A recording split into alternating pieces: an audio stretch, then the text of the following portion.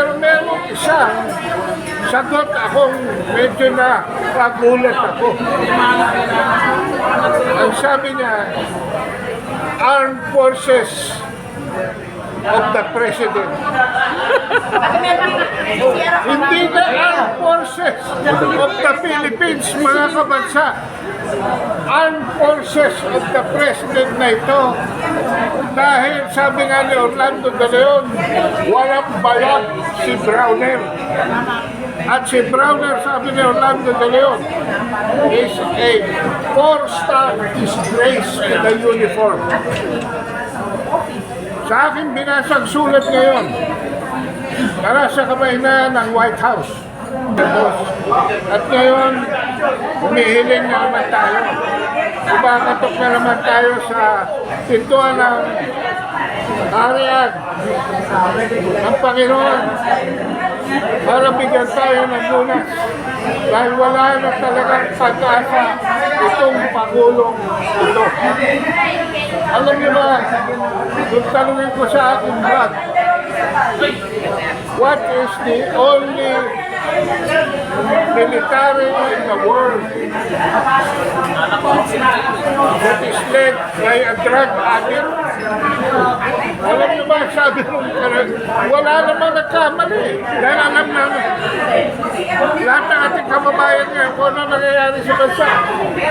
Pero meron isang sagot akong medyo na pagulat ako. Ang sabi niya, Armed Forces of the President. Hindi na Armed Forces of the Philippines, mga kabansa. Armed Forces of the President na ito. Dahil sabi nga ni Orlando de Leon, walang bayad si Browner. At si Browner, sabi ni Orlando de Leon, is a 4-star disgrace in the uniform. Sa akin binasag sulat ngayon, nasa kamay na ng White House.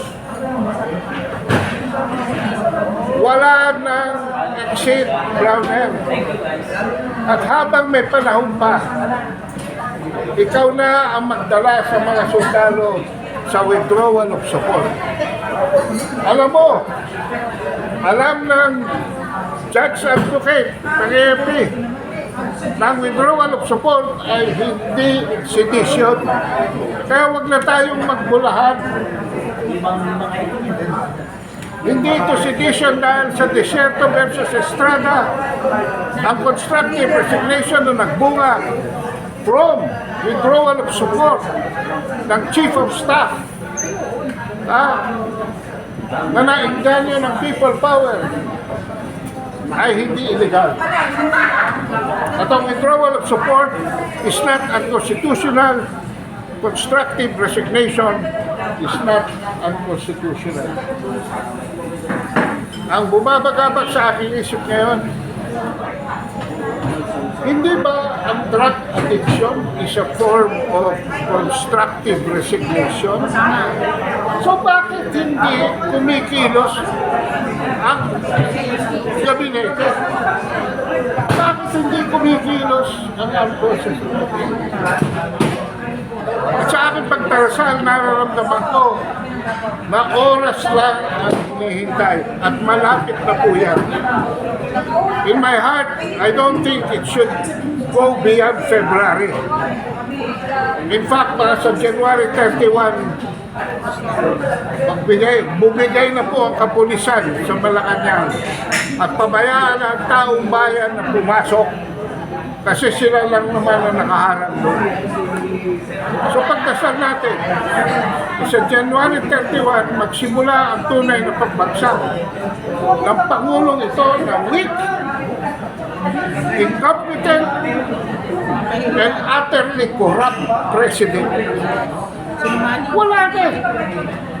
Ultimo yung ICI nagtatanong na yun.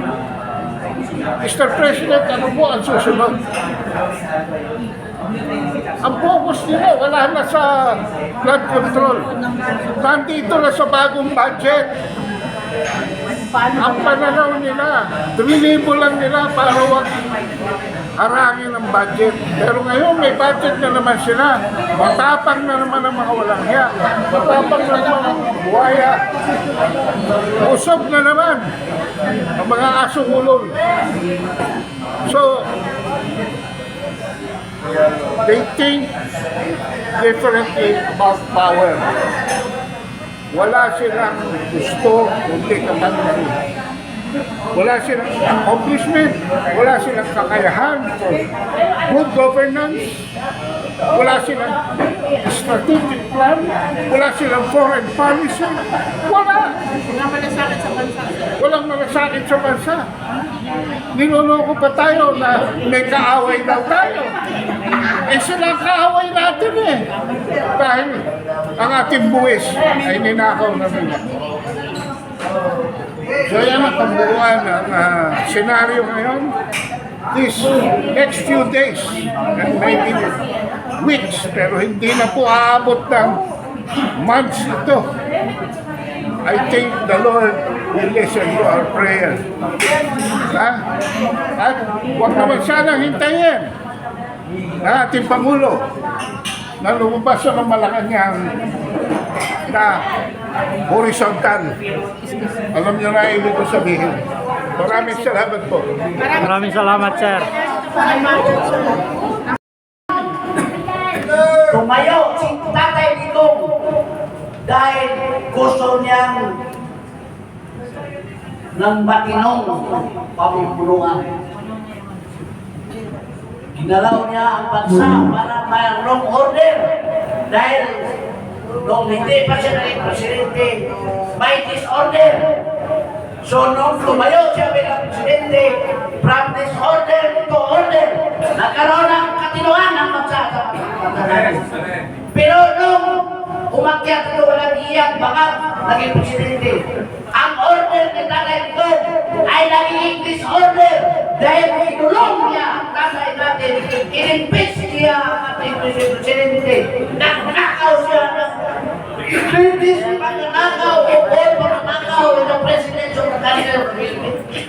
Walang makatugmas pa ng magnanakaw kahit yung ama niya.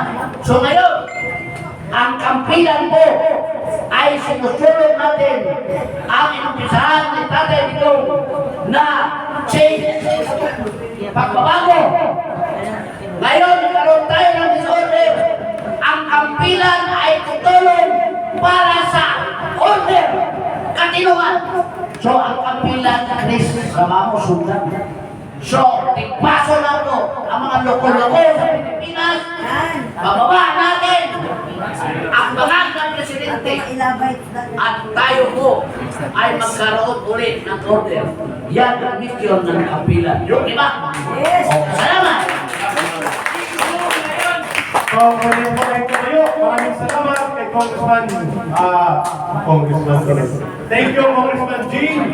At maraming salamat kay Ben Yusef. Samahan niyo po si Ryan. Okay. Everybody.